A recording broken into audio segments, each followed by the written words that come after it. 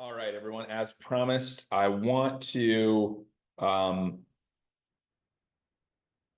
show you why you should not target broke people when you're selling your information services. Okay. So what I've seen happen in informational industries, I've worked in some, I still work in them. When you target a uh, uh, what's the word? When you target a person that doesn't have money and you then try to sell them an information product, which is $9,000, $10,000, $20,000, and you finance them, right? Some companies allow you to finance certain people for certain programs.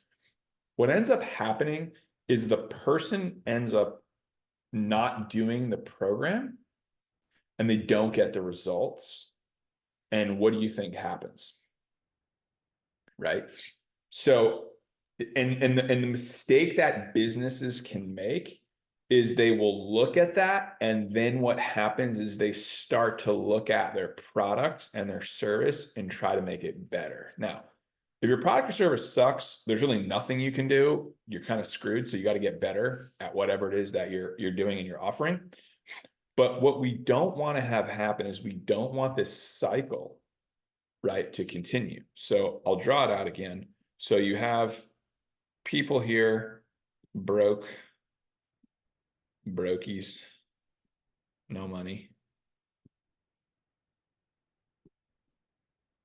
broke. And then you have, what you're offering here. So let's say offer, very hard to use this Zoom mouse here. Offer, right? And then you have the money aspect of it over here, which is given to them. Okay, so the brokies come in, they love your offer. You then salesperson here.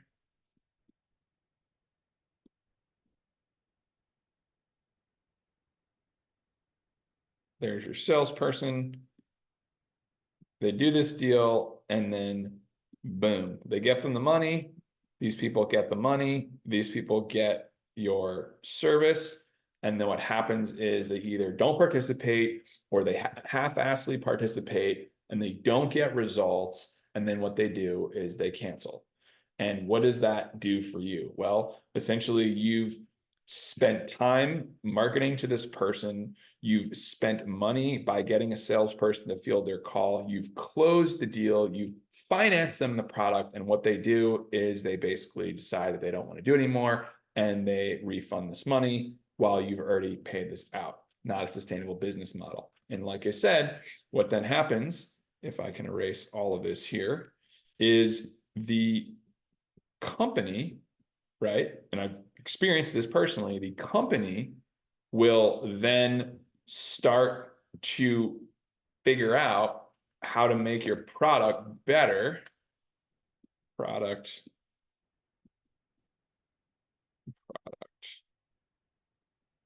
Spelling.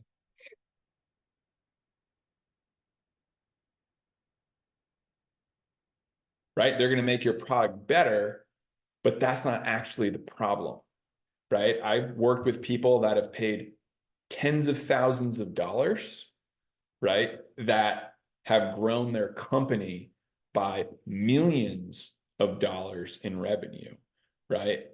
And I've worked with people that can barely afford to like make their rent payment, and in 2 weeks they're broke and broke again and requesting money saying that you're a scam. The same information, one gets a result, the other one doesn't. And that kind of leads me to this point is like broke people are broke usually because they have not taken ownership for their current situation. Okay, that is a common theme you're going to find with brokies. It's always everybody else's fault.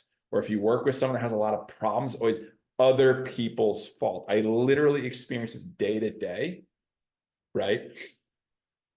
Same information given to one person goes completely wild in a good way, makes massive gains, makes a lot of money.